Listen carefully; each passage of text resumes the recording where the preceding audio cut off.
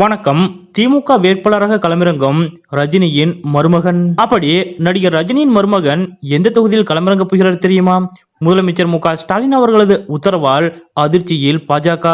இதை பத்தின முழு விவரத்தோட இப்ப நம்ம பார்க்கலாம். விரைவில் நாடாளுமன்ற தேர்தல் நெருங்கும் சூழலில் இந்த முறையாவது ஏதாவது ஒரு விதத்தில் நடிகர் ரஜினிகாந்தை பாஜக நிச்சயம் பயன்படுத்திக் கொள்ளும் என்று கணிப்புகள் கசிந்தன. அதற்கு ஏற்றாற்போல் சில மாதங்களுக்கு முன்பு நடிகர் ரஜினிகாந்த் அவர்கள் லக்னோ சென்று உத்தரப்பிரதேச மாநிலத்தின் துணை முதலமைச்சர் கேசவ் பிரசாத்துடன் சேர்ந்து ஜெயிலர் படத்தை பார்த்தார். பின்னர் உத்தரப்பிரதேச முதலமைச்சர் யோகி ஆதித்யநாத் வீட்டிற்கு சென்று யோகியின் காலை தொட்டு வணங்கினார். இந்த நிலையில் தற்போது தேர்தல் பரபரப்பு ஆரம்பமாகிவிட்டது.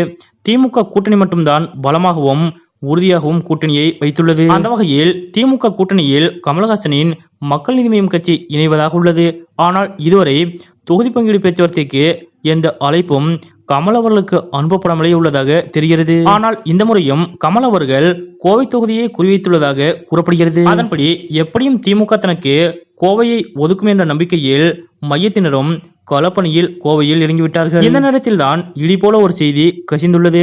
அதாவது கோவை தொகுதியில் திமுக சார்பில் நடிகர் ரஜினிகாந்தின் மருமகன் வேட்பாளராக களமிறங்க வாய்ப்புள்ளதாகவும் இது குறித்து முதலமைச்சர் மு.க.ஸ்டாலின் அவர்கள் தீவிரமாக ஆலோசித்து வருவதாகவும் தகவல்கள் வெளியாகியுள்ளன. அதாவது பல்லடம் தொகுதியின் முன்னாள் எம்எல்ஏ பொன்முடியின் தம்பி மகன்தான் ரஜினியின் மருமகனான விசாகன். ரஜினிகாந்த் அவர்களது இரண்டாவது மகளான சௌந்தர்யாவின் கணவர் தான் விசாகன் அவர்கள். இவர் திமுக குடும்பத்திலிருந்து வந்தவர் என்பதாலும் ரஜினியின் மருமகன் என்பதாலும் இந்த முறை விசாகனை களமிறக்க வாய்ப்புள்ளதாக கூறப்படுகிறது. விசாகன் அவர்களை தேர்தலில் போட்டியிட செய்தால் ரஜினி ரசிகர்களும் இறங்கி வேலை பார்ப்பார்கள் என்று திமுக கணக்கு போட்டு வருவதாகவும் சொல்லப்படுகிறது. மேலும் தற்சமயம் செந்தில் பாலாஜி அவர்கள் கொங்குவில் இல்லாத சூழலில் கொங்குவில் அபரிவிதமான வெற்றி பெற்றாக வேண்டிய கட்டாயம் திமுகவிற்கு ஏற்பட்டுள்ளது. அதனால் தான் பரிச்சயமானவரை நிறுத்தினால் வெற்றி பெறலாம் என்று நினைக்கிறதாம் திமுக தலைமை.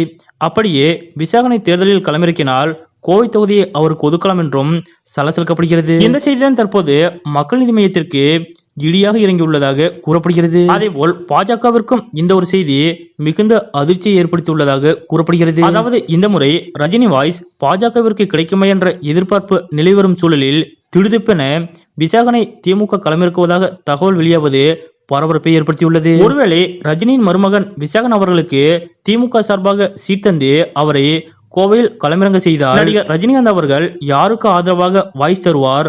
கோவையில் பாஜக சார்பில் போட்டியிடுபவர்களின் நிலை என்ன? அதைவிட முக்கியமாக கமலஹாசன் அவர்கள் என்ன செய்ய போகிறார் என்பது மிகுந்த எதிர்பார்ப்பை ஏற்படுத்தியுள்ளது. நாடாளுமன்ற தேர்தலில் கோவை தொகுதியில் நடிகர் ரஜினிகாந்தின் மருமகன் திமுக வேட்பாளராக களமிறங்க போகிறார் என்று கூறப்படும் இந்த தகவல் பற்றிய உங்களுடைய கருத்துக்கள் என்ன அப்படிங்கறத மறக்காம கமெண்ட்ல குறிப்பிடுங்க.